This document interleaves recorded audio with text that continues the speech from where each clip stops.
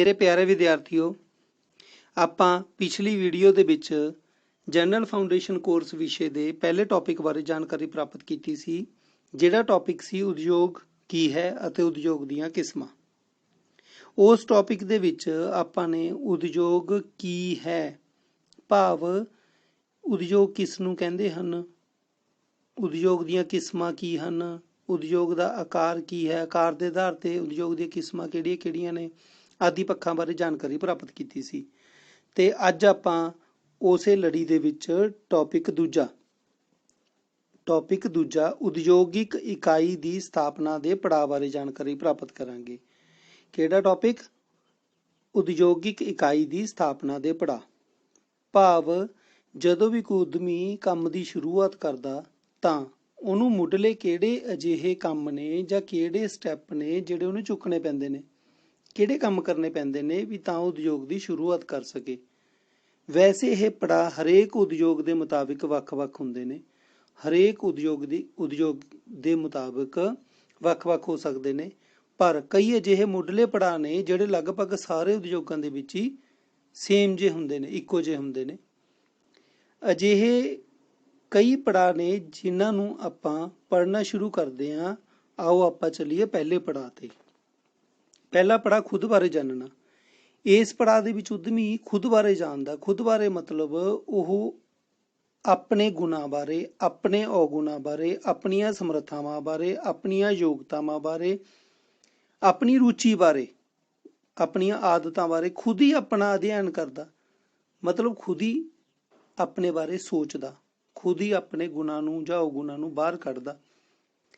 ਕਿਉਂ? ਇਹਦੀ ਕੀ ਜ਼ਰੂਰਤ ਆ? ਦੇਖੋ, ਜੇਕਰ ਉਦਮੀ ਨੂੰ ਲੱਗਦਾ ਵੀ ਆਪ ਹੀ ਖੁਦ ਹੀ ਆਪਣੇ ਬਾਰੇ ਅਧਿਐਨ ਕਰਨ ਤੇ ਪਤਾ ਲੱਗਦਾ ਵੀ ਮੇਥੋਂ ਜ਼ਿਆਦਾ ਮਿਹਨਤ ਤਾਂ ਹੋਣੀ ਨਹੀਂ, ਜਾਂ ਉਹਦੀ ਕਿਸੇ ਕੰਮ ਦੇ ਵਿੱਚ, ਉਦਯੋਗ ਦੀ ਸ਼ੁਰੂਆਤ ਦੇ ਵਿੱਚ ਕੋਈ ਜ਼ਿਆਦਾ ਰੁਚੀ ਨਹੀਂ ਹੈਗੀ, ਮਤਲਬ ਉਹਦਾ ਮਨ ਨਹੀਂ ਖੁਸ਼ ਹੈਗਾ ਕੰਮ ਦੇ ਵਿੱਚ, ਤਾਂ ਇਹ ਸੁਭਾਵਿਕ ਹੀ ਆ ਵੀ ਉਹ ਕੰਮ ਦੇ ਵਿੱਚ ਰੁਚੀ ਨਾ ਹੋਣ ਦੇ ਕਾਰਨ ਕੰਮ ਨੂੰ ਉਚਿਤ ਢੰਗ ਨਾਲ ਨਹੀਂ ਪੂਰਾ ਕਰ ਸਕਦਾ।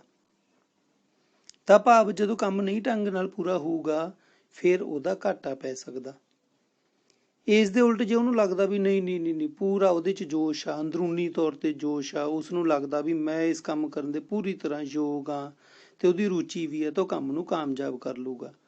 ਪਰ ਹੁਣ ਤੁਸੀਂ ਦੇਖੋ ਵੀ ਇਹ ਸਿਰਫ ਉਹ ਤਾਂ ਹੀ ਪਤਾ ਕਰ ਸਕਦਾ ਨਾ ਜੇ ਖੁਦ ਬਾਰੇ ਸੋਚੇ, ਖੁਦ ਬਾਰੇ ਜਾਣੇ।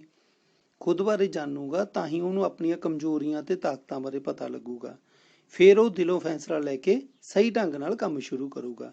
ਦੂਜਾ ਪੁਆਇੰਟ, ਸਵੈ ਰੁਜ਼ਗਾਰੀ ਬਣਨ ਦਾ ਫੈਸਲਾ।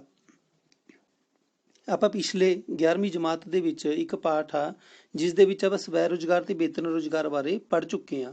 ਸਵੈ ਰੁਜ਼ਗਾਰ ਕੀ ਹੁੰਦਾ, ਵੇਤਨ ਰੁਜ਼ਗਾਰ ਕੀ ਹੁੰਦਾ। ਵੈਸੇ ਤੁਹਾਨੂੰ ਮੁੱਢਲੀ ਜਾਣਕਾਰੀ ਦੱਸ ਦਿੰਦਾ ਹਾਂ ਵੀ ਜਿਵੇਂ ਰੁਜ਼ਗਾਰ, ਸਵੈ ਰੁਜ਼ਗਾਰ ਹੁੰਦਾ ਜਿਹੜਾ ਕੋਈ ਵਿਅਕਤੀ ਖੁਦ ਸ਼ੁਰੂ ਕਰਦਾ। ਆਪਾਂ ਕੋਈ ਦੁਕਾਨ ਖੋਲ੍ਹੀ ਆ, ਆਪਾਂ ਕੋਈ ਕੰਪਨੀ ਲਗਾਈ ਆ, ਆਪਾਂ ਕੋਈ ਛੋਟੇ ਪੱਧਰ ਦਾ ਉਦਯੋਗ ਸ਼ੁਰੂ ਕੀਤਾ, ਇਹ ਸਾਰੇ ਸਵੈ ਰੁਜ਼ਗਾਰ ਨੇ ਜਿਹੜੇ ਆਪਾਂ ਆਪ ਸ਼ੁਰੂ ਕਰਦੇ ਹਾਂ। ਦੂਜਾ ਹੁੰਦਾ ਵੇਤਨ ਰੁਜ਼ਗਾਰ, ਜਿਹੜਾ ਆਪਾਂ ਕਿਸੇ ਚੱਲ ਰਹੀ ਕੰਪਨੀ ਦੇ ਵਿੱਚ, ਕਿਸੇ ਚੱਲ ਰਹੀ ਸੰਸਥਾ ਦੇ ਵਿੱਚ ਜਾਂ ਕਿਸੇ ਕੋਲ ਵੀ ਜਾ ਕੇ ਆਪਾਂ ਨੌਕਰੀ ਕਰਦੇ ਹਾਂ ਤੇ ਉਹ ਆਪਾਂ ਨੂੰ ਬਦਲੇ ਦੇ ਵਿੱਚ ਤਨਖਾਹ ਜਾਂ ਭੱਤੇ ਵਗੈਰਾ ਦਿੰਦੇ ਨੇ। ਹੁਣ ਇਹ ਦੋ ਕਿਸਮ ਦਾ ਵਪਾਰ ਆ। ਤਾਂ ਉਦਮੀ ਨੂੰ ਇਹ ਫੈਸਲਾ ਲੈਣਾ ਚਾਹੀਦਾ ਵੀ ਮੈਂ ਸਵੈ ਰੁਜ਼ਗਾਰੀ ਬਣਨਾ। ਤਾਂ ਉਹ ਫੈਸਲਾ ਸਿਰਫ ਤਾਂ ਹੀ ਲਊਗਾ ਜੇਕਰ ਉਹਨੂੰ ਸਵੈ ਰੁਜ਼ਗਾਰ ਤੇ ਵੇਤਨ ਰੁਜ਼ਗਾਰ ਦੋਵਾਂ ਦੇ ਲਾਭ ਤੇ ਹਾਨੀਆਂ ਬਾਰੇ ਜਾਣਕਾਰੀ ਪ੍ਰਾਪਤ ਹੋਊਗੀ। ਭਾਵ ਉਹਨੂੰ ਪਹਿਲਾਂ ਸਵੈ ਰੁਜ਼ਗਾਰੀ ਬਣਨ ਦਾ ਫੈਸਲਾ ਲੈਣ ਤੋਂ ਪਹਿਲਾਂ ਇਹ ਪਤਾ ਕਰ ਲੈਣਾ ਚਾਹੀਦਾ ਵੀ ਸਵੈ ਰੁਜ਼ਗਾਰ ਦੇ ਕੀ ਨੁਕਸਾਨ ਨੇ, ਕੀ ਲਾਭ ਨੇ। ਇਸੇ ਤਰ੍ਹਾਂ ਉਹਦੇ ਨਾਲ ਕੰਪੇਅਰ ਕਰਨ ਲਈ ਵੇਤਨ ਰੁਜ਼ਗਾਰ ਦੇ ਲਾਭ ਤੇ ਹਾਨੀਆਂ ਬਾਰੇ ਵੀ ਜਾਣਕਾਰੀ ਪ੍ਰਾਪਤ ਕਰ ਲੈਣੀ ਚਾਹੀਦੀ ਆ। ਫਿਰ ਉਸ ਤੋਂ ਬਾਅਦ ਉਹਨੂੰ ਸੋਚਣਾ ਚਾਹੀਦਾ ਵੀ ਹਾਂ, ਜੇਕਰ ਉਹਨੂੰ ਲੱਗਦਾ ਵੀ ਮੈਂ ਸਵੈ ਰੁਜ਼ਗਾਰ ਵੱਲ ਜ਼ਿਆਦਾ ਰੁਚੀ ਰੱਖਦਾ ਤੇ ਸਵੈ ਰੁਜ਼ਗਾਰ ਕਰਨ ਦੇ ਸਮਰੱਥ ਵੀ ਹਾਂ, ਤਾਂ ਉਹਨੂੰ ਸਵੈ ਰੁਜ਼ਗਾਰ ਬਣਨ ਦਾ ਫੈਸਲਾ ਲੈਣਾ ਚਾਹੀਦਾ। ਹੁਣ ਦੇਖੋ, ਸਵੈ ਰੁਜ਼ਗਾਰ ਦੇ ਵਿੱਚ ਆਪਾਂ ਨੂੰ ਪਤਾ ਵੀ ਰਿਸਕ ਵੀ ਹੁੰਦਾ। ਦੇਖੋ, ਮਿਹਨਤ ਵੀ ਜ਼ਿਆਦਾ ਕਰਨੀ ਪੈਂਦੀ ਆ, ਪਰ ਕਮਾਈ ਵੀ ਅਸੀਮਤ ਹੋ ਸਕਦੀ ਆ। ਠੀਕ ਹੈ, ਇਸ ਲਈ ਇਸ ਦੇ ਉਲਟ ਜੇਕਰ ਆਪਾਂ ਵੇਤਨ ਰੁਜ਼ਗਾਰ ਦੀ ਗੱਲ ਕਰੀਏ ਤਾਂ ਉਹਦੇ 'ਚ ਕਮਾਈ ਸੀਮਤ ਆ, ਪਰ ਉਹਦੇ 'ਚ ਜੋਖਿਮ ਬਹੁਤ ਘੱਟ ਹੁੰਦਾ, ਮਿਹਨਤ ਬਹੁਤ ਘੱਟ ਹੁੰਦੀ ਆ। ਠੀਕ ਹੈ, ਤਾਂ ਹੁਣ ਉਦਮੀ ਨੇ ਇਹ ਸੋਚਣਾ ਵੀ ਉਹ ਕੀ ਕਰ ਸਕਦਾ। ਠੀਕ ਹੈ। ਕੀ ਉਹ ਜੋਖਿਮ ਉਠਾਉਣ ਲਈ ਤਿਆਰ ਆ? ਜੇਕਰ ਉਹਨੂੰ ਲੱਗਦਾ ਵੀ ਜੋਖਿਮ ਉਠਾਉਣ ਲਈ ਤਿਆਰ ਆ, ਲਾਭ ਹਾਨੀ ਜੋ ਵੀ ਸਾਹਮਣੇ ਆਊਗਾ ਉਹਨੂੰ ਝੱਲਣ ਲਈ ਤਿਆਰ ਆ, ਤਾਂ ਉਸ ਨੂੰ ਸਵੈ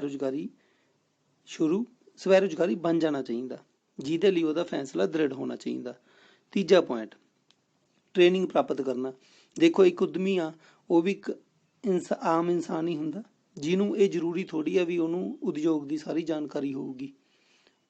ਪ੍ਰੋਡਕਟ ਕਿਹੜੇ ਕਿਹੜੇ ਨੇ, ਕਿਹੜੇ ਕਿਹੜੇ ਪ੍ਰੋਡਕਟ ਨੂੰ ਕਿਵੇਂ ਕਿਵੇਂ ਪੈਦਾਵਾਰ ਕੀਤੀ ਜਾ ਸਕਦੀ ਆ, ਉਹਨੂੰ ਕੁਝ ਵੀ ਜਾਣਕਾਰੀ ਜ਼ਿਆਦਾਤਰ ਨਹੀਂ ਹੋ ਸਕਦੀ। ਤਾਂ ਇਸ ਲਈ ਉਹਨੂੰ ਟ੍ਰੇਨਿੰਗ ਲੈਣੀ ਚਾਹੀਦੀ ਆ। ਤੇ ਟ੍ਰੇਨਿੰਗ ਦੇ ਦੋ ਪੱਖ ਹੁੰਦੇ ਨੇ। ਟ੍ਰੇਨਿੰਗ ਦੋ ਪੱਖਾਂ ਵਿੱਚ ਮੁੱਖ ਰੂਪ ਵਿੱਚ ਦਿੱਤੀ ਜਾਂਦੀ ਹੈ, ਤਕਨੀਕੀ ਤੇ ਪ੍ਰਬੰਧਕੀ ਹੁਨਰ ਪ੍ਰਾਪਤ ਕਰਨ ਲਈ। ਤਕਨੀਕੀ ਹੁਨਰ ਹੁੰਦੇ ਨੇ, ਆਪਾਂ ਕੋਈ ਪ੍ਰੋਡਕਟ ਸੋਚਿਆ ਪੈਦਾ ਕਰਨਾ, ਉਹਦੇ ਨਾਲ ਸੰਬੰਧਿਤ ਮਸ਼ੀਨਾਂ, ਉਹਦੀ ਪੈਦਾਵਾਰ ਦੀ ਪ੍ਰਕਿਰਿਆ ਕੀ ਆ, ਉਹਦੀਆਂ ਮਸ਼ੀਨਾਂ ਨੂੰ ਚਲਾਉਣਾ ਕਿਵੇਂ ਆ, ਉਹਦੇ ਲਈ ਕੁਸ਼ਲ ਕਾਰੀਗਰ ਕਿਹੋ ਜਿਹੇ ਹੋਣੇ ਚਾਹੀਦੇ ਨੇ ਆਦਿ। ਇਸੇ ਤਰ੍ਹਾਂ ਪ੍ਰਬੰਧਕੀ ਹੁਨਰ ਦੀ ਗੱਲ ਕਰੀਏ ਤਾਂ ਕੰਪਨੀ ਦੇ ਵਿੱਚ ਸਾਰੇ ਕੰਮਾਂ ਨੂੰ ਪ੍ਰਬੰਧਿਤ ਕਰਨ ਦੀ ਟ੍ਰੇਨਿੰਗ ਹੋਣੀ ਚਾਹੀਦੀ ਆ। ਸਾਰੇ ਕਰਮਚਾਰੀਆਂ ਨੂੰ ਪ੍ਰੇਰਨਾ ਵੀ ਦੇਣੀ ਆ, ਸਾਰੇ ਕਰਮਚਾਰੀਆਂ ਤੋਂ ਕੰਮ ਵੀ ਲੈਣਾ, ਸਾਰੇ ਕਰਮਚਾਰੀਆਂ ਨੂੰ ਲੋੜ ਪੈਣ 'ਤੇ ਸਮਝਾਉਣਾ ਵੀ ਆ, ਹੋਰ ਬਾਹਰਲੇ ਗ੍ਰਾਹਕਾਂ ਨਾਲ ਡੀਲਿੰਗ ਕਰਨੀ, ਸਾਰਾ ਕੰਮ, ਮਤਲਬ ਸਾਰੇ ਕੰਮ ਨੂੰ ਪ੍ਰਬੰਧਿਤ ਕਰਨ ਦਾ ਗੁਣ ਵੀ ਉਹ ਟ੍ਰੇਨਿੰਗ ਰਾਹੀਂ ਹੀ ਪ੍ਰਾਪਤ ਕਰੂਗਾ, ਜਿਹਦੇ ਕਰਕੇ ਉਹਨੂੰ ਟ੍ਰੇਨਿੰਗ ਦੀ ਜ਼ਰੂਰਤ ਆ। ਇਹ ਟ੍ਰੇਨਿੰਗ ਕੌਣ ਦਿੰਦਾ? ਰਾਜ ਸਰਕਾਰ ਦੀਆਂ ਕਈ ਤਕਨੀਕੀ ਸੰਸਥਾਵਾਂ ਜਿਵੇਂ ਜ਼ਿਲ੍ਹਾ ਉਦਯੋਗ ਕੇਂਦਰ, ਭਾਰਤੀ ਲਘੂ ਉਦਯੋਗ ਵਿਕਾਸ ਬੈਂਕ ਆਦਿ ਸਮੇਂ-ਸਮੇਂ ਤੇ ਟ੍ਰੇਨਿੰਗ ਦਿੰਦੇ ਨੇ। ਇਹ ਟ੍ਰੇਨਿੰਗ ਕਿਸ ਰੂਪ 'ਚ ਦਿੰਦੇ ਨੇ? ਉਹ ਸਮੇਂ-ਸਮੇਂ ਤੇ ਉੱਦਮਤਾ ਵਿਕਾਸ ਪ੍ਰੋਗਰਾਮ ਚਲਾਉਂਦੇ ਨੇ। ਉੱਦਮਤਾ ਮਤਲਬ ਉਦਯੋਗੀਕਰਨ, ਉਦਯੋਗੀਕਰਨ ਮਤਲਬ ਉਦਯੋਗੀਕਰਨ ਨੂੰ ਫੈਲਾਉਣਾ, ਵਿਕਾਸ ਮਤਲਬ ਫੈਲਾਉਣਾ। ਉਦਯੋਗੀਕਰਨ ਨੂੰ ਵੱਧ ਤੋਂ ਵੱਧ ਵਧਾਉਣ ਲਈ ਪ੍ਰੋਗਰਾਮ ਆਯੋਜਿਤ ਕਰਦੇ ਨੇ, ਜਿਨ੍ਹਾਂ ਪ੍ਰੋਗਰਾਮਾਂ 'ਚ ਹਿੱਸਾ ਲੈ ਕੇ ਉਦਮੀ ਟ੍ਰੇਨਿੰਗ ਲੈ ਸਕਦਾ। ਇਹ ਟ੍ਰੇਨਿੰਗ ਜ਼ਰੂਰੀ ਨਹੀਂ ਵੀ ਸਿਰਫ ਇੱਕ ਨਵਾਂ ਵਪਾਰ ਸ਼ੁਰੂ ਕਰਨ ਵਾਲਾ ਉਦਮੀ ਹੀ ਲਊਗਾ, ਬਲਕਿ ਕੋਈ ਵੀ ਜਿਹਦਾ ਚੱਲ ਰਿਹਾ ਉਹਨੂੰ ਵੀ ਸਮੇਂ-ਸਮੇਂ ਤੇ ਟ੍ਰੇਨਿੰਗ ਲੈਂਦੇ ਰਹਿਣਾ ਚਾਹੀਦਾ। ਕਿਉਂਕਿ ਜਿਹੜੇ ਨਵੇਂ ਬਦਲਾਅ ਆਉਂਦੇ ਨੇ, ਨਵੀਂ ਟੈਕਨੋਲੋਜੀ ਬਦਲਦੀ ਆ, ਉਹਦੇ ਬਾਰੇ ਉਹਨੂੰ ਜਾਣਕਾਰੀ ਰਹਿੰਦੀ ਆ। ਚੌਥਾ ਪੁਆਇੰਟ, ਉਤਪਾਦਨ ਦੀ ਚੋਣ ਕਰਨੀ, ਪ੍ਰੋਡਕਟ ਸਿਲੈਕਸ਼ਨ। ਉਦਮੀ ਦੁਆਰਾ ਉਦਯੋਗ ਸ਼ੁਰੂ ਕਰਨ ਦਾ ਨਿਰਣਾ ਲੈਣ ਤੋਂ ਬਾਅਦ ਪ੍ਰਮੁੱਖ ਕੰਮ ਪ੍ਰੋਡਕਟ ਦੀ ਚੋਣ, ਭਾਵ ਕਿਹੜੀ ਵਸਤੂ ਦਾ ਨਿਰਮਾਣ ਕਰਨਾ, ਇਹ ਨਿਰਣਾ ਲੈਣਾ। ਹੁਣ ਦੇਖੋ, ਹਜ਼ਾਰਾਂ ਦੀ ਗਿਣਤੀ 'ਚ ਪ੍ਰੋਡਕਟ ਨੇ, ਤਾਂ ਉਦਮੀ ਨੂੰ ਸੋਚਣਾ ਪਊਗਾ ਵੀ ਕਿਹੜਾ ਪ੍ਰੋਡਕਟ ਉਸਨੇ ਤਿਆਰ ਕਰਨਾ। ਉਦਮੀ ਦੁਆਰਾ ਪ੍ਰੋਡਕਟ ਦੀ ਚੋਣ ਮੁੱਖ ਰੂਪ ਵਿੱਚ ਮਾਰਕੀਟ ਵਿੱਚ ਪ੍ਰੋਡਕਟ ਦੀ ਮੰਗ, ਮੁਕਾਬਲੇ ਦੀ ਸਥਿਤੀ, ਉਦਯੋਗਿਕ ਨੀਤੀਆਂ, ਸ਼ੁਰੂ ਕਰਨ ਲਈ ਸ਼ਰਤਾਂ ਆਦਿ ਨੂੰ ਧਿਆਨ ਵਿੱਚ ਰੱਖਦੇ ਹੋਏ ਕੀਤੀ ਜਾਂਦੀ ਹੈ। ਮਤਲਬ ਪ੍ਰੋਡਕਟ ਦੀ ਚੋਣ ਕਿਸ ਆਧਾਰ ਤੇ ਕਰਦਾ? ਇਹਦਾ ਆਧਾਰ ਮੁੱਖ ਹੁੰਦਾ, ਦੇਖੋ, ਮਾਰਕੀਟ ਵਿੱਚ ਪ੍ਰੋਡਕਟ ਦੀ ਮੰਗ। ਕਿਉਂ ਮੰਗ ਦਾ ਮਤਲਬ ਵੀ ਗ੍ਰਾਹਕ ਕਿੰਨੇ ਕੁ ਮੰਗ ਕਰਦੇ ਨੇ ਉਸ ਪ੍ਰੋਡਕਟ ਦੀ ਮਾਰਕੀਟ ਦੇ ਵਿੱਚ। ਤਾਂ ਜੇਕਰ ਕਿਸੇ ਪ੍ਰੋਡਕਟ ਦੀ ਮੰਗ ਹੀ ਨਹੀਂ ਹੈਗੀ, ਫਿਰ ਉਹ ਵਿਕੂਗਾ ਕਿੱਥੋਂ? ਜਦੋਂ ਵਿਕੂਗਾ ਨਹੀਂ ਤਾਂ ਫਿਰ ਉਦਮੀ ਨੂੰ ਬਣਾਉਣ ਦਾ ਫਾਇਦਾ ਕੀ ਹੋਇਆ? ਤਾਂ ਉਹ ਪ੍ਰੋਡਕਟ ਦੀ ਚੋਣ ਅਜਿਹੀ ਕਰਦਾ ਜਿਹੜੀ ਪ੍ਰੋਡਕਟ ਦੀ ਮੰਗ ਹੋਵੇ। ਫਿਰ ਉਹ ਇਹ ਦੇਖਦਾ ਮੁਕਾਬਲੇ ਦੀ ਸਥਿਤੀ, ਵੀ ਮਾਰਕੀਟ ਦੇ ਵਿੱਚ ਹੋਰ ਅਜਿਹੇ ਪ੍ਰੋਡਕਟ ਤਿਆਰ ਕਰਨ ਵਾਲੀਆਂ ਕਿੰਨੀਆਂ ਕੁ ਕੰਪਨੀਆਂ ਨੇ ਤੇ ਕਿਹੜੇ ਕਿਹੜੇ ਰੇਟ ਤੇ ਉਹ ਦੇ ਰਹੀਆਂ ਨੇ। ਠੀਕ ਹੈ, ਇਹ ਸਾਰਾ ਕੁਝ ਉਹ ਦੇਖਦਾ। ਇਸ ਤੋਂ ਇਲਾਵਾ ਉਦਯੋਗਿਕ ਨੀਤੀਆਂ, ਸ਼ੁਰੂ ਕਰਨ ਲਈ ਸ਼ਰਤਾਂ ਕੀ ਨੇ, ਇਹ ਚੀਜ਼ਾਂ ਦਾ ਵੀ ਧਿਆਨ ਰੱਖਦਾ। ਅਸਲ ਵਿੱਚ ਪ੍ਰੋਡਕਟ ਦੀ ਚੋਣ ਹੈ ਜਿਹੜੀ, ਉਹਦੇ ਦੋ ਆਧਾਰ ਪ੍ਰਕਿਰਿਆਵਾਂ ਹੁੰਦੀਆਂ ਉਹਦੇ ਲਈ, ਮਾਰਕੀਟ ਦਾ ਸਰਵੇਖਣ ਤੇ ਵਪਾਰਿਕ ਵਾਤਾਵਰਣ ਦੀ ਚੋਣ, ਜਿਹਦੇ ਬਾਰੇ ਆਪਾਂ ਅਗਲੇ ਪੜਾਵਾਂ ਵਿੱਚ ਵਿਸਤਾਰ ਵਿੱਚ ਪੜ੍ਹਦੇ ਹਾਂ। ਪੰਜਵਾਂ ਪੁਆਇੰਟ, ਹਾਂਜੀ, ਪੰਜਵਾਂ ਪੁਆਇੰਟ ਆ ਮਾਰਕੀਟ ਦਾ ਸਰਵੇਖਣ।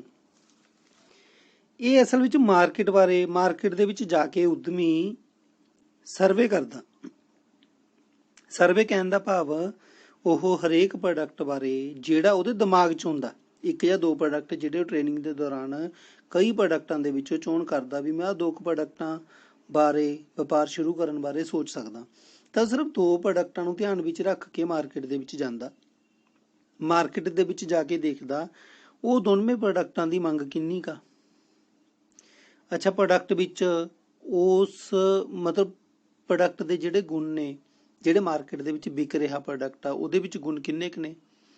ਮਾਰਕੀਟ ਵਿੱਚ ਇਹ ਦੋਵੇਂ ਪ੍ਰੋਡਕਟਾਂ ਦੀ ਉਪਲਬਧਤਾ ਕਿੰਨੀ ਕੁ। ਉਪਲਬਧਤਾ ਮਤਲਬ ਕੀ ਅਵੇਲੇਬਲ ਹੈਗੇ ਨੇ, ਮਾਰਕੀਟ ਦੇ ਵਿੱਚ ਮਿਲ ਜਾਂਦੇ ਨੇ ਆਸਾਨੀ ਨਾਲ। ਮਾਰਕੀਟ ਵਿੱਚ ਇਹ ਪ੍ਰੋਡਕਟ ਕਿੰਨੀਆਂ ਹੋਰ ਕੰਪਨੀਆਂ ਦੁਆਰਾ ਵੇਚੇ ਜਾ ਰਹੇ ਨੇ, ਮਤਲਬ ਮੁਕਾਬਲਾ ਕੰਪਨੀਆਂ ਬਾਰੇ ਜਾਣਕਾਰੀ ਪ੍ਰਾਪਤ ਕਰਦਾ। ਫਿਰ ਦੁਕਾਨਦਾਰਾਂ ਨਾਲ ਵੀ ਗੱਲ ਕਰਦਾ ਵੀ ਕੀ ਇਹ ਪ੍ਰੋਡਕਟ ਦੀ ਕਿੰਨੀ ਕੁ ਡਿਮਾਂਡ ਆ, ਕਿੰਨੀ ਕੁ ਮੰਗ ਆ, ਕੀ ਬਣਾਉਣ ਦਾ ਫਾਇਦਾ, ਕੀ ਨਹੀਂ ਫਾਇਦਾ। ਮਤਲਬ ਇਹ ਨਹੀਂ ਵੀ ਉਹਨਾਂ ਦੇ ਇੱਕ ਦੁਕਾਨਦਾਰ ਦੇ ਕਹਿਣ ਤੇ ਕੋਈ ਫੈਸਲਾ ਲੈ ਲੈਂਦਾ, ਪਰ ਕਈ ਦੁਕਾਨਦਾਰਾਂ ਦੇ ਵਿਚਾਰ ਇਕੱਠੇ ਕਰਦਾ। ਉਦੋਂ ਬਾਅਦ ਇਹ ਸਾਰੀ ਜਾਣਕਾਰੀ ਇਕੱਠੀ ਕਰਨ ਤੋਂ ਬਾਅਦ ਉਹ ਵਿਸ਼ਲੇਸ਼ਣ ਕਰਦਾ, ਜਾਣਕਾਰੀ ਨੂੰ ਡੂੰਘਾਈ ਨਾਲ ਜਾਂਚਦਾ, ਚੈੱਕ ਕਰਦਾ, ਫਿਰ ਇਸੇ ਜਾਣਕਾਰੀ ਦੇ ਆਧਾਰ ਤੇ ਇਹ ਫੈਸਲਾ ਲੈਂਦਾ ਵੀ ਉਹਨੂੰ ਕਿਹੜਾ ਪ੍ਰੋਡਕਟ ਬਣਾਉਣਾ ਚਾਹੀਦਾ, ਕਿਹੜਾ ਨਹੀਂ। ਹੁਣ ਦੇਖੋ, ਇਹਦਾ ਇੱਕ ਲਾਭ ਹੁੰਦਾ, ਜਿਵੇਂ ਆਪਾਂ ਗੱਲ ਕਰੀਏ, ਮਨੋਦਮੀ ਸੋਚਦਾ ਵੀ ਮੈਂ 300 ਰੁਪਏ ਵਾਲਾ ਪੈਨ ਬਣਾਉਣਾ। ਉਦਮੀ ਦੇ ਦਿਮਾਗ ਦੇ ਵਿੱਚ ਆਉਂਦੀ ਹੈ ਗੱਲ ਵੀ ਮੈਂ 300 ਰੁਪਏ ਦਾ ਪੈਨ ਬਣਾਉਣ ਦਾ ਉਦਯੋਗ ਸ਼ੁਰੂ ਕਰਨਾ। ਅੱਛਾ, ਇਹ ਸਿਰਫ ਹਜੇ ਉਹਦੇ ਦਿਮਾਗ 'ਚ ਆ। ਤਾਂ ਹੁਣ ਉਹ ਇਸ ਪ੍ਰੋਡਕਟ ਬਾਰੇ ਜਾਣਕਾਰੀ ਲੈਣ ਲਈ ਮਾਰਕੀਟ ਦੇ ਵਿੱਚ ਜਾਂਦਾ, ਭਾਵ ਮਾਰਕੀਟ ਸਰਵੇਖਣ ਕਰਦਾ। ਉੱਥੇ ਜਾ ਕੇ ਦੁਕਾਨਦਾਰਾਂ ਨਾਲ ਗੱਲ ਕਰਦਾ। ਦੁਕਾਨਦਾਰ ਕਹਿੰਦੇ ਵੀ ਇਸ ਮਾਰਕੀਟ ਦੇ ਵਿੱਚ 300 ਦਾ ਪੈਨ ਖਰੀਦਣ ਵਾਲੇ ਤਾਂ ਬੰਦੇ 1-2 ਨੇ, ਜਿਹੜੇ ਮਹੀਨੇ 'ਚ ਕੀ ਕਹਿੰਦਾ 1-2 ਪੈਨ ਵਿਕ ਜਾਣਗੇ, ਇਦੋਂ ਵੱਧ ਨਹੀਂ ਵਿਕਣੇ। ਮਤਲਬ ਕਿ ਮਹਿੰਗੇ ਪੈਨ ਦੀ ਮਾਰਕੀਟ ਦੇ ਵਿੱਚ ਮੰਗ ਹੈ ਨਹੀਂ। ਤਾਂ ਉਦਮੀ ਉਸੇ ਵੇਲੇ ਸੋਚਦਾ ਵੀ ਜੇਕਰ 20 ਰੁਪਏ ਵਾਲਾ ਪੈਨ ਬਣਾ ਲੇ, ਕਿਉਂਕਿ ਦੁਕਾਨਦਾਰ ਉਹਨੂੰ ਕਹਿੰਦੇ ਵੀ 20-30 ਰੁਪਏ ਵਾਲਾ ਪੈਨ ਵਿਕ ਜਾਂਦਾ, ਬਸ ਇਦੋਂ ਵੱਧ ਨਹੀਂ। ਤਾਂ ਕਹਿਣ ਦਾ ਭਾਵ ਉਹਨੇ 300 ਵਾਲਾ ਪੈਨ ਦਾ ਵਿਚਾਰ ਛੱਡ ਕੇ ਸਿਰਫ 20 ਰੁਪਏ ਵਾਲਾ ਪੈਨ ਬਣਾਉਣ ਲੱਗ ਗਿਆ। ਕਿਉਂਕਿ ਮਾਰਕੀਟ ਦੇ ਵਿੱਚ 300 ਵਾਲੇ ਪੈਨ ਦੀ ਮੰਗ ਹੈ ਨਹੀਂ ਤਾਂ ਵਿਕਣਾ ਨਹੀਂ ਤਾਂ ਉਦਮੀ ਨੂੰ ਲਾਭ ਨਹੀਂ ਹੋਊਗਾ।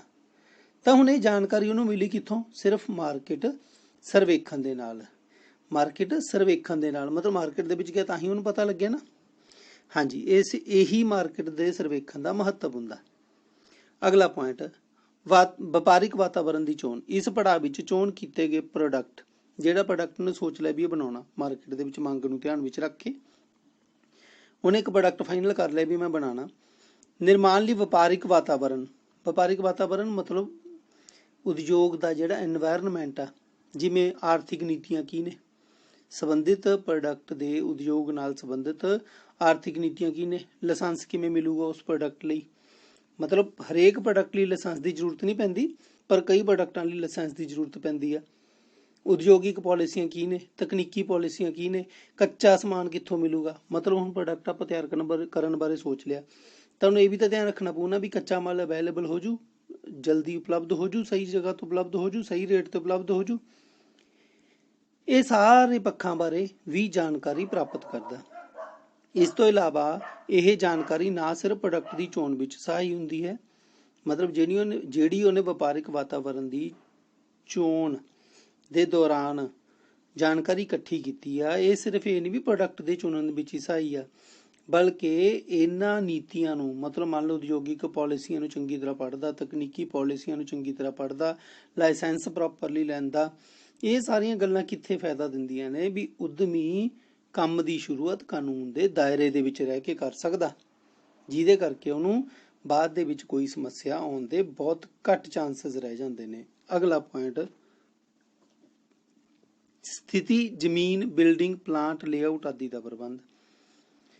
ਹੁਣ ਇਹ 4 ਪੁਆਇੰਟ ਨੇ ਮੇਰੇ ਲਈ, ਸਥਿਤੀ, ਜ਼ਮੀਨ, ਬਿਲਡਿੰਗ, ਪਲਾਂਟ, ਲੇਆਊਟ ਆਦਿ ਦਾ ਪ੍ਰਬੰਧ। ਦੇਖੋ, ਇਹਦੇ 'ਚ ਸਭ ਤੋਂ ਪਹਿਲਾਂ ਹੁੰਦੀ ਹੈ ਸਥਿਤੀ ਮਤਲਬ ਤੁਸੀਂ ਕਿੱਥੇ ਲਗਾਉਣੀ ਆ ਕੰਪਨੀ ਜਾਂ ਉਦਯੋਗ ਦੀ ਸ਼ੁਰੂਆਤ ਕਿਹੜੀ ਜਗ੍ਹਾ ਤੇ ਕਰਨੀ ਆ।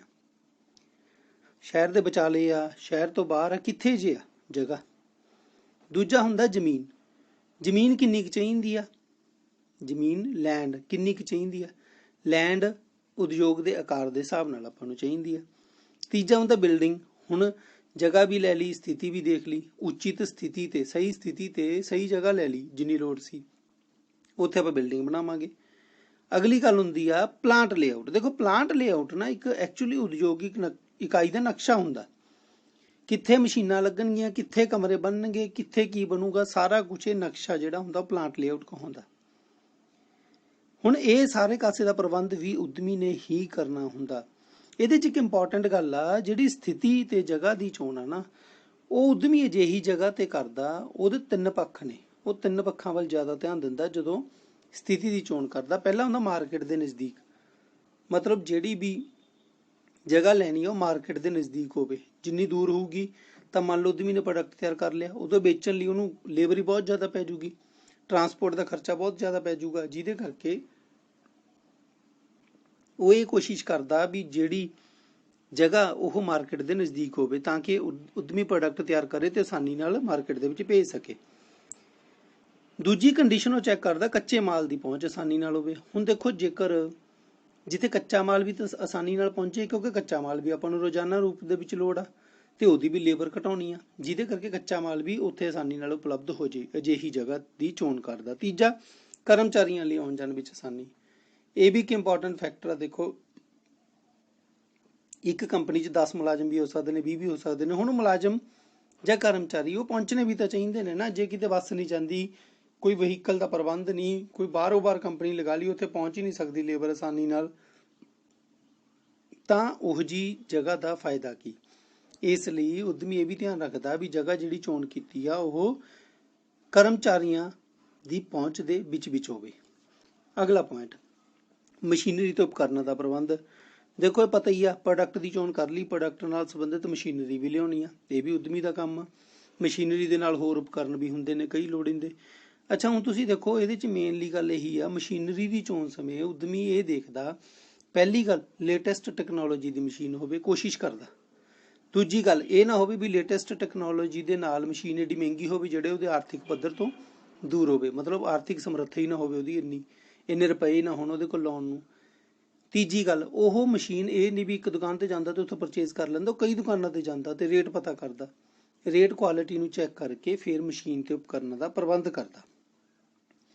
ਹੁਣ ਇੱਕ ਪ੍ਰੋਡਕਟ ਵਾਸਤੇ ਕਿਹੜੀਆਂ ਮਸ਼ੀਨਾਂ ਚਾਹੀਦੀਆਂ ਨੇ, ਕਿਹੜੀਆਂ ਮਸ਼ੀਨਾਂ ਸਹੀ ਨੇ, ਕਿਹੜੀਆਂ ਮਸ਼ੀਨਾਂ ਗਲਤ ਨੇ, ਇਹ ਸਾਰੀ ਜਾਣਕਾਰੀ ਉਦਮੀ ਕਈ ਤਕਨੀਕੀ ਸੰਸਥਾਵਾਂ ਨੇ ਆਪਣੇ ਦੇਸ਼ ਦੇ ਵਿੱਚ, ਉਹਨਾਂ ਤੋਂ ਪ੍ਰਾਪਤ ਕਰਦਾ। ਅਗਲਾ ਪੁਆਇੰਟ, ਕੱਚੇ ਮਾਲ ਦਾ ਪ੍ਰਬੰਧ। ਇਹ ਮੇਨ ਆ। ਦੇਖੋ, ਕੱਚਾ ਮਾਲ, ਵੈਸੇ ਕੱਚਾ ਮਾਲ ਹੁੰਦਾ ਕੀ ਆ। ਆਪਾਂ ਉਦਾਹਰਨ ਲੈਤੀ ਸੀ ਕੱਪੜਾ ਤਿਆਰ ਕਰਨ ਦੀ। ਦੇਖੋ, ਜਿਹੜੀ ਕੰਪਨੀ ਦੇ ਵਿੱਚ ਕੱਪੜਾ ਤਿਆਰ ਹੁੰਦਾ ਤਾਂ ਕੱਪੜਾ ਕਾਹਦੇ ਤੋਂ ਤਿਆਰ ਹੁੰਦਾ, ਧਾਗੇ ਤੋਂ। ਤਾਂ ਉਸ ਕੰਪਨੀ ਦੇ ਵਿੱਚ ਧਾਗਾ ਇੱਕ ਕੱਚਾ ਮਾਲ ਦੀ ਉਦਾਹਰਨ ਆ ਤੇ ਜਿਹੜਾ ਕੱਪੜਾ ਉਹ ਪ੍ਰੋਡਕਟ ਜਾਂ ਤਿਆਰ ਵਸਤੂ ਆ।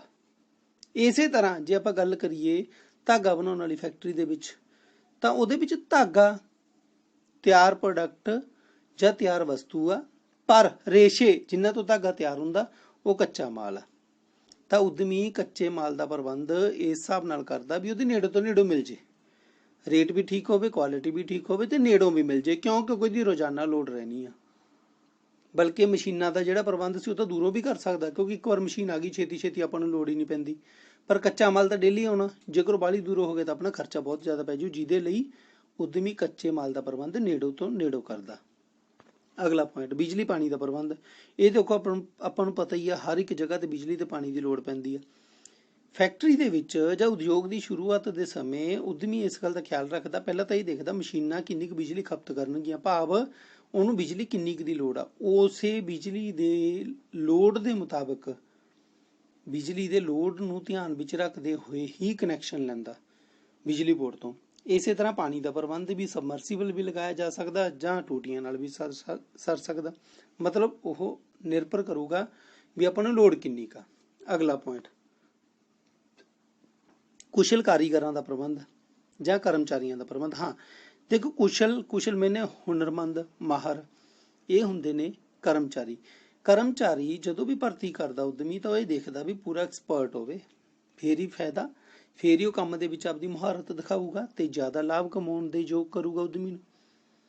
ਇਸ ਲਈ ਉਦਮੀ ਜਦੋਂ ਵੀ ਚੋਣ ਕਰੂਗਾ ਉਹ ਇਹ ਦੇਖੂਗਾ ਵੀ ਜਿਹੜਾ ਜ਼ਿਆਦਾ ਐਕਸਪਰਟ ਆ ਉਹਨੂੰ ਪਹਿਲ ਦਊਗਾ। ਹੁਣ ਦੇਖੋ, ਇਹ ਕਰਮਚਾਰੀਆਂ ਦੀ ਭਰਤੀ ਤੋਂ ਪਹਿਲਾਂ ਉਹ ਇਹ ਦੇਖਦਾ ਵੀ ਮੈਨੂੰ ਕਿੰਨੇ ਕਰਮਚਾਰੀਆਂ ਦੀ ਲੋੜ ਆ, ਕਿਹੜੀ ਪਦਵੀ ਵਾਸਤੇ, ਕਿਹੜੇ ਅਹੁਦੇ ਵਾਸਤੇ ਕਿੰਨੇ ਕਰਮਚਾਰੀਆਂ ਦੀ ਲੋੜ ਆ। ਇਹ ਸਾਰਾ ਕੁਝ, ਮਤਲਬ ਕੰਪਨੀ ਦੇ ਵਿੱਚ ਕਿੰਨੇ ਵਰਕਰ ਚਾਹੀਦੇ ਨੇ, ਕਿੰਨੇ ਸੁਪਰਵਾਈਜ਼ਰ ਚਾਹੀਦੇ ਨੇ, ਕਿੰਨੇ ਮੈਨੇਜਰ ਚਾਹੀਦੇ ਨੇ, ਸਾਰਾ ਕੁਝ ਹਿਸਾਬ ਲਾ ਲੈਂਦਾ।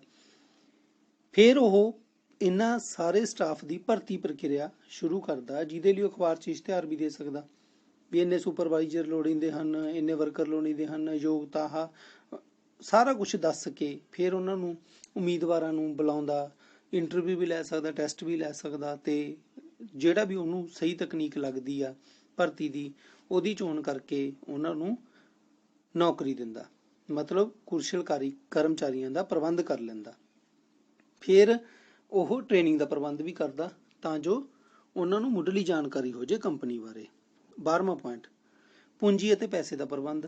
ਦੇਖੋ ਪੈਸਾ ਬਹੁਤ ਜ਼ਰੂਰੀ ਚੀਜ਼ ਹੈ, ਜੀ ਤੋਂ ਬਿਨਾਂ ਤਾਂ ਆਪਾਂ ਉਦਯੋਗ ਦੀ ਸ਼ੁਰੂਆਤ ਹੀ ਨਹੀਂ ਕਰ ਸਕਦੇ। ਤਾਂ ਹੁਣ ਕਿੱਥੋਂ ਕਿੱਥੋਂ ਪ੍ਰਬੰਧ ਕਰ ਸਕਦਾ ਪੂੰਜੀ ਤੇ ਪੈਸੇ ਦਾ ਪ੍ਰਬੰਧ? ਆਪਾਂ ਖੁਦ ਕੋਲ ਵੀ ਹੁੰਦਾ, ਉਦਮੀ ਕੋਲ ਆਪਣੀ ਪ੍ਰਾਪਰਟੀ ਵੀ ਹੋ ਸਕਦੀ ਆ, ਆਪਣਾ ਪੈਸਾ ਵੀ ਹੋ ਸਕਦਾ, ਆਪਣਾ ਬੈਂਕ ਬੈਲੈਂਸ ਵੀ ਹੋ ਸਕਦਾ, ਆਪਣਾ ਕੈਸ਼ ਵੀ ਹੋ ਸਕਦਾ, ਸਭ ਕੁਝ ਹੋ ਸਕਦਾ। ਜਾਂ ਉਹ ਰਿਸ਼ਤੇਦਾਰਾਂ ਤੋਂ ਫੜ ਸਕਦਾ, ਪਰਿਵਾਰ ਦੇ ਹੋਰ ਮੈਂਬਰਾਂ ਤੋਂ ਪਕੜ ਸਕਦਾ, ਦੋਸਤਾਂ ਮਿੱਤਰਾਂ ਤੋਂ ਪਕੜ ਸਕਦਾ। ਇਹ ਸਾਰੇ ਤਰੀਕੇ ਨੇ ਜਿਨ੍ਹਾਂ ਤੋਂ ਉਹ ਪ੍ਰਬੰਧ ਕਰ ਸਕਦਾ। ਅੱਛਾ, ਇਸ ਤੋਂ ਬਿਨਾਂ ਜੇਕਰ ਫਿਰ ਵੀ ਉਹਦੇ ਵੈਸੇ ਆਪਾਂ ਨੂੰ ਪੈਸੇ ਦੀ ਕਿੰਨੀ ਲੋੜ ਪਊਗੀ, ਕਿੰਨੀ ਪੂੰਜੀ ਦੀ ਲੋੜ ਪਊ, ਡਿਪੈਂਡ ਕਰਦਾ, ਨਿਰਭਰ ਕਰਦਾ ਕਾਹਦੇ ਤੇ? ਵੀ ਆਪਾਂ ਉਦਯੋਗ ਦਾ ਆਕਾਰ ਕਿੱਡਾ ਕਾ। ਜੇ ਜ਼ਿਆਦਾ ਵੱਡਾ ਆਕਾਰ ਆ, ਜ਼ਿਆਦਾ ਵੱਡੇ ਲੈਵਲ ਦਾ ਬਿਜ਼ਨਸ ਕਰ ਰਹੇ ਹਾਂ, ਜ਼ਿਆਦਾ ਵੱਡੇ ਲੈਵਲ ਦਾ ਉਦਯੋਗ ਸ਼ੁਰੂਆਤ ਕਰ ਰਹੇ ਹਾਂ, ਫਿਰ ਆਪਾਂ ਨੂੰ ਜ਼ਿਆਦਾ ਪੂੰਜੀ ਦੀ ਲੋੜ ਆ। ਅੱਛਾ, ਹੋਰ ਇਹ ਪੈਸਾ ਕਿੱਥੋਂ ਪ੍ਰਬੰਧਿਤ ਕਰ ਸਕਦਾ ਉਦਮੀ? ਉਹ ਲੋਨ ਲੈ ਸਕਦਾ। ਇਹ ਸਭ ਤੋਂ ਮੇਨ ਸੋਰਸ ਆ, ਸਭ ਤੋਂ ਮੇਨ ਸਰੋਤ ਆ। ਉਹ ਲੋਨ ਕੌਣ ਦਿੰਦੇ ਨੇ? ਬੈਂਕ ਦਿੰਦੇ ਨੇ, ਹੋਰ ਵਿੱਤੀ ਸੰਸਥਾਵਾਂ ਵੀ ਦਿੰਦੀਆਂ ਨੇ। ਇੱਕ ਹੋਰ ਗੱਲ, ਸਬਸਿਡੀ ਵੀ ਮਿਲ ਜਾਂਦੀ ਹੈ ਕਈ ਪ੍ਰੋਡਕਟ, ਮਤਲਬ ਸਰਕਾਰ ਦੁਆਰਾ ਨਾ ਸਮੇਂ-ਸਮੇਂ ਤੇ ਸਕੀਮਾਂ ਆਉਂਦੀਆਂ ਨੇ ਵੀ ਜੇ ਤੁਸੀਂ ਇਸ ਪ੍ਰੋਡਕਟ ਦੇ ਉਤਪਾਦਨ ਦੀ ਕੰਪਨੀ ਲਗਾਉਂਦੇ ਹੋ ਤਾਂ ਤੁਹਾਨੂੰ 15%, 10%, 5% ਸਬਸਿਡੀ ਹੁੰਦੀ ਕੀ ਆ? ਦੇਖੋ, ਜੇ ਆਪਾਂ 1 ਲੱਖ ਰੁਪਏ ਦਾ ਲੋਨ ਲੈਂਦੇ ਆ, ਕਈ ਸਕੀਮਾਂ ਦੇ ਤਹਿਤ ਜਿਨ੍ਹਾਂ 'ਚ ਸਬਸਿਡੀ ਮਿਲਦੀ ਆ। ਮੰਨ ਲਓ ਆਪਾਂ 1 ਲੱਖ ਰੁਪਏ ਦਾ ਲੋਨ ਲਿਆ ਤੇ ਆਪਾਂ ਨੇ ਸਿਰਫ 85,000 ਭਰਨਾ। ਮੰਨ ਲਓ 15% ਸਬਸਿਡੀ ਆ ਤੇ ਆਪਾਂ ਨੇ ਲੱਖ ਲੈ ਕੇ 85,000 ਭਰਨਾ, ਤਾਂ ਸਿੱਧੇ 15,000 ਦਾ ਫਾਇਦਾ ਹੋ ਗਿਆ। ਇਹਨੂੰ ਸਬਸਿਡੀ ਕਹਿੰਦੇ ਨੇ। ਕਿਉਂ ਦਿੰਦੀ ਆ ਸਰਕਾਰ? ਜਾਂ ਜ਼ਿਆਦਾ ਮੇਨ ਉਦੇਸ਼ ਕੀ ਆ ਸਬਸਿਡੀ ਦੇਣ ਦਾ? ਵੀ ਲੋਕ ਵੱਧ ਤੋਂ ਵੱਧ ਉਦਯੋਗਾਂ ਦੀ ਸ਼ੁਰੂਆਤ ਕਰਨ, ਜੋ ਦੇਸ਼ ਦੇ ਵਿਕਾਸ ਵਿੱਚ ਸਹਾਈ ਹੋਊਗਾ। 13ਵਾਂ ਪੁਆਇੰਟ, ਪ੍ਰੋਜੈਕਟ ਰਿਪੋਰਟ। ਇਹ ਅਜਿਹੀ ਰਿਪੋਰਟ ਹੁੰਦੀ ਹੈ ਜਿਹਦੇ ਵਿੱਚ ਕੰਪਨੀ ਦੇ ਸਾਰੇ ਪੱਖਾਂ ਬਾਰੇ ਲਿਖਤੀ ਰੂਪ ਵਿੱਚ ਜਾਣਕਾਰੀ ਦਿੱਤੀ ਜਾਂਦੀ ਹੈ। ਕ੍ਰਮਵਾਰ, ਇਹਦੇ 'ਚ ਦੇਖੋ ਕੰਪਨੀ ਦੇ ਉਦੇਸ਼ ਕੀ ਨੇ, ਕੰਪਨੀ ਕਿਉਂ ਸ਼ੁਰੂ ਕੀਤੀ ਗਈ ਆ, ਕੰਪਨੀ ਦੇ ਵਿੱਚ ਕਿਹੜੇ ਪ੍ਰੋਡਕਟ ਦੀ ਪੈਦਾਵਾਰ ਹੋਊਗੀ, ਕੰਪਨੀ ਪ੍ਰੋਡਕਟ ਨੂੰ ਪੈਦਾ ਕਰਨ ਤੋਂ ਬਾਅਦ ਕਿੱਥੇ ਵੇਚੂਗੀ, ਕੰਪਨੀ ਦੇ ਵਿੱਚ ਮਸ਼ੀਨਾਂ ਕਿਹੜੀਆਂ ਲੱਗਣਗੀਆਂ, ਪ੍ਰੋਡਕਟ ਕਿਹੜਾ ਉਤਪਾਦਿਤ ਕੀਤਾ ਜਾਊਗਾ, ਤਕਨੀਕਾਂ ਕਿਹੜੀਆਂ ਵਰਤੀਆਂ ਜਾਣਗੀਆਂ, ਮਲਕੀਅਤ ਕਿਹਦੀ ਹੋਊਗੀ, ਸਾਰਾ ਕੁਛ। ਮਾਰਕੀਟਿੰਗ ਦੇ ਕਿਹੜੇ ਤਰੀਕੇ ਅਪਣਾਏ ਜਾਣਗੇ, ਮੈਨੇਜਮੈਂਟ ਦੀ ਕਿਸਮ ਕਿਹੜੀ ਹੋਊਗੀ, ਇਹ ਸਾਰਾ ਲਿਖਤੀ ਰਿਕਾਰਡ ਹੁੰਦਾ। ਮਤਲਬ ਇਹ ਕਹਿ ਲਓ, ਮੰਨ ਲਓ ਮੈਂ ਕੰਪਨੀ ਦੇ ਵਿੱਚ ਨਹੀਂ ਵਿਜ਼ਿਟ ਕੀਤਾ, ਮੈਂ ਕੰਪਨੀ ਨੂੰ ਨਹੀਂ ਚੰਗੀ ਤਰ੍ਹਾਂ ਦੇਖਿਆ, ਪਰ ਜੇ ਮੈਂ ਬਿਲਕੁਲ ਅਣਜਾਣ ਵਿਅਕਤੀ ਹਾਂ ਤਾਂ ਮੇਰੇ ਕੋਲ ਜੇ ਕਿਸੇ ਨੇ ਪ੍ਰੋਜੈਕਟ ਰਿਪੋਰਟ ਧਰਤੀ ਤਾਂ ਮੈਂ ਉਹਨੂੰ ਪੜ੍ਹ ਕੇ ਕੰਪਨੀ ਬਾਰੇ ਬਹੁਤ ਜ਼ਿਆਦਾ ਵਿਸਤਾਰ ਵਿੱਚ ਜਾਣਕਾਰੀ ਪ੍ਰਾਪਤ ਕਰ ਸਕਦਾ, ਸਿਰਫ ਇੱਕ ਰਿਪੋਰਟ ਪੜ੍ਹ ਕੇ। ਇੱਕ ਇਹਦਾ ਹੋਰ ਵੱਡਾ ਲਾਭ ਹੁੰਦਾ, ਜਦੋਂ ਵੀ ਕੰਪਨੀ ਦੁਆਰਾ ਜਾਂ ਉਦਮੀ ਦੁਆਰਾ ਕੋਈ ਲੋਨ ਲੈਣ ਦੀ ਇੱਛਾ ਹੋਵੇ ਤਾਂ ਜ਼ਿਆਦਾਤਰ ਵਿੱਤੀ ਸੰਸਥਾਵਾਂ ਪ੍ਰੋਜੈਕਟ ਰਿਪੋਰਟ ਦੀ ਮੰਗ ਕਰਦੀਆਂ ਨੇ।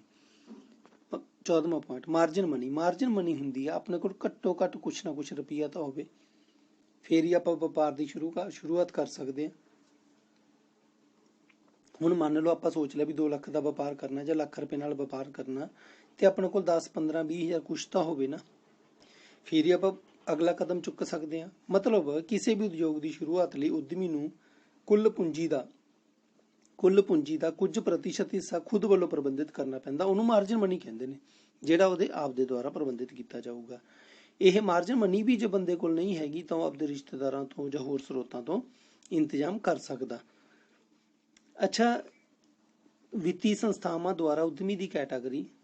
ਜੋਖਿਮ ਕਾਰਕ, ਜਿਸ ਸਕੀਮ ਤਹਿਤ ਉਦਯੋਗ ਨੂੰ ਵਿੱਤੀ ਸਹਾਇਤਾ ਦਿੱਤੀ ਜਾ ਰਹੀ ਹੈ, ਆਦਿ ਪੱਖਾਂ ਦੇ ਆਧਾਰ ਤੇ ਕੁੱਲ ਨਿਵੇਸ਼ ਦਾ 10 ਤੋਂ 25% ਹਿੱਸਾ ਮਾਰਜਨ ਮਨੀ ਵਜੋਂ ਉਦਮੀ ਨੂੰ ਪ੍ਰਬੰਧਿਤ ਕਰਨ ਲਈ ਹਦਾਇਤ ਕੀਤੀ ਜਾਂਦੀ ਹੈ। ਮਤਲਬ ਵੀ ਉਦਮੀ ਘੱਟੋ ਘੱਟ 10 ਤੋਂ ਲੈ ਕੇ 25% ਮਾਰਜਨ ਮਨੀ ਜ਼ਰੂਰ ਲਿਆਵੇ, ਫੇਰ ਹੀ ਬੈਂਕਾਂ ਹੈਲਪ ਕਰਦੀਆਂ ਜਾਂ ਵਿੱਤੀ ਸੰਸਥਾਵਾਂ ਹੈਲਪ ਕਰਨਗੀਆਂ।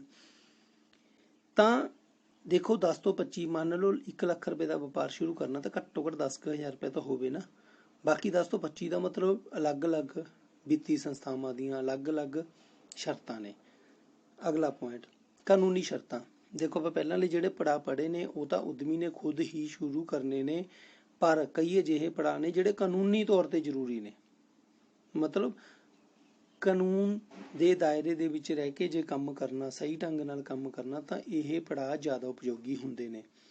ਇਹ ਹੁੰਦੇ ਨੇ, ਦੇਖੋ ਪਹਿਲਾ ਉਦਯੋਗਿਕ ਇਕਾਈ ਦੀ ਰਜਿਸਟ੍ਰੇਸ਼ਨ। ਮਤਲਬ ਜਿਹੜੀ ਵੀ ਆਪਾਂ ਉਦਯੋਗ ਸ਼ੁਰੂ ਕੀਤਾ ਉਹਦੀ ਰਜਿਸਟ੍ਰੇਸ਼ਨ ਕਰਵਾ ਲਓ। ਮਤਲਬ ਉਹਨੂੰ ਫਰਮ ਵੀ ਬਣਾ ਸਕਦੇ ਹਾਂ, ਉਹਨੂੰ ਕੰਪਨੀ ਵੀ ਬਣਾ ਸਕਦੇ ਹਾਂ, ਕੁਝ ਵੀ ਬਣਾ ਸਕਦੇ ਹਾਂ, ਠੀਕ ਹੈ। ਮਤਲਬ ਉਹਦੇ 'ਚ ਸਰਕਾਰ ਨਾਲ ਰਜਿਸਟਰਡ ਹੋ ਸਕਦੀ ਹੈ ਕੰਪਨੀ। ਉਹਦਾ ਫਾਇਦਾ ਕੀ ਆ? ਪਹਿਲੀ ਗੱਲ ਤਾਂ ਦੇਖੋ, ਕੰਪਨੀ ਦਾ ਸਟੇਟਸ, ਦਰਜਾ ਉੱਚਾ ਹੋ ਜਾਂਦਾ, ਮਾਰਕੀਟ ਦਰਜਾ ਵੀ ਰਜਿਸਟਰਡ ਆ। ਦੂਜੀ ਗੱਲ, ਕੋਈ ਸਰਕਾਰੀ ਸਕੀਮ ਆਉਂਦੀ ਆ ਤਾਂ ਉਹ ਆਪਾਂ ਆਸਾਨੀ ਨਾਲ ਪ੍ਰਾਪਤ ਕਰਨ ਯੋਗ ਹੋ ਸਕਦੇ ਹਾਂ। ਦੂਜਾ ਹੁੰਦਾ ਵਪਾਰਿਕ ਨਾਮ ਦੀ ਰਜਿਸਟ੍ਰੇਸ਼ਨ, ਇਹਨੂੰ ਟ੍ਰੇਡਮਾਰਕ ਰਜਿਸਟ੍ਰੇਸ਼ਨ ਕਹਿੰਦੇ ਨੇ। ਇਹ ਹੁੰਦਾ ਵੀ ਆਪਣਾ ਨਾਮ ਕੋਈ ਹੋਰ ਕਾਪੀ ਨਾ ਕਰ ਸਕੇ, ਮਤਲਬ ਜਿਹੜਾ ਵੀ ਆਪਾਂ ਨੇ ਆਪਦੇ ਉਦਯੋਗ ਦਾ ਨਾਮ ਰੱਖਿਆ, ਫਰਮ ਦਾ ਨਾਮ ਰੱਖਿਆ, ਉਹ ਨਾਮ ਕੋਈ ਹੋਰ ਕਾਪੀ ਨਾ ਕਰ ਸਕੇ, ਇਸ ਲਈ ਆਪਾਂ ਟ੍ਰੇਡਮਾਰਕਾਂ ਦੀ ਰਜਿਸਟ੍ਰੇਸ਼ਨ ਕਰਵਾਉਂਦੇ ਹਾਂ। ਜੀਐਸਟੀ ਦਾ ਮਤਲਬ ਟੈਕਸ ਦੀ ਰਜਿਸਟ੍ਰੇਸ਼ਨ, ਮਤਲਬ ਆਪਾਂ ਪ੍ਰੋਡਕਟ ਨੂੰ ਵੇਚਣਾ ਤਾਂ ਆਪਣਾ GST ਨੰਬਰ ਲੈਣਾ ਪਵੇਗਾ।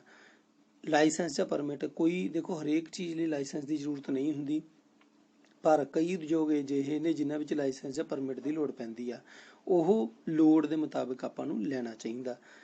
ਪ੍ਰਦੂਸ਼ਣ ਕੰਟਰੋਲ ਵਿਭਾਗ ਵੱਲੋਂ ਸਰਟੀਫਿਕੇਟ, ਕਈ ਪ੍ਰੋਡਕਟ ਅਜਿਹੇ ਨੇ ਜਿਨ੍ਹਾਂ ਦੇ ਵਿੱਚ ਪ੍ਰਦੂਸ਼ਣ ਜ਼ਿਆਦਾ ਹੋਣ ਦੀ ਸੰਭਾਵਨਾ ਹੁੰਦੀ ਆ, ਤਾਂ ਅਜਿਹੇ ਮਤਲਬ ਜ਼ਿਆਦਾ ਨਹੀਂ ਆਪਾਂ ਕਹਿ ਸਕਦੇ ਵੀ ਪ੍ਰਦੂਸ਼ਣ ਕਈ ਉਦਯੋਗ ਕਰਦੇ ਨੇ, ਕਈ ਉਦਯੋਗਾਂ ਨਾਲ ਪ੍ਰਦੂਸ਼ਣ ਦੀ ਸਮੱਸਿਆ ਵੀ ਪੈਦਾ ਹੋ ਸਕਦੀ ਹੈ। ਸਮੱਸਿਆ ਨੂੰ ਰੋਕਣ ਲਈ ਪ੍ਰਦੂਸ਼ਣ ਕੰਟਰੋਲ ਵਿਭਾਗ ਦੁਆਰਾ ਸਰਟੀਫਿਕੇਟ ਜਾਰੀ ਕੀਤਾ ਜਾਂਦਾ, ਸਿਰਫ ਤਦ ਹੀ ਆਪਾਂ ਕੰਪਨੀ ਲਗਾ ਸਕਦੇ ਹਾਂ। ਮਤਲਬ ਜੇਕਰ ਪ੍ਰਦੂਸ਼ਣ ਕੰਟਰੋਲ ਵਿਭਾਗ ਨੂੰ ਲੱਗੇ ਵੀ ਇਹ ਉਦਯੋਗ ਜ਼ਿਆਦਾ ਪੋਲਿਊਸ਼ਨ ਕਰੇਗਾ ਤਾਂ ਉਹ ਆਗਿਆ ਹੀ ਨਹੀਂ ਦੇਣਗੇ, ਫਿਰ ਆਪਾਂ ਉਦਯੋਗ ਦੀ ਸ਼ੁਰੂਆਤ ਨਹੀਂ ਕਰ ਸਕਦੇ।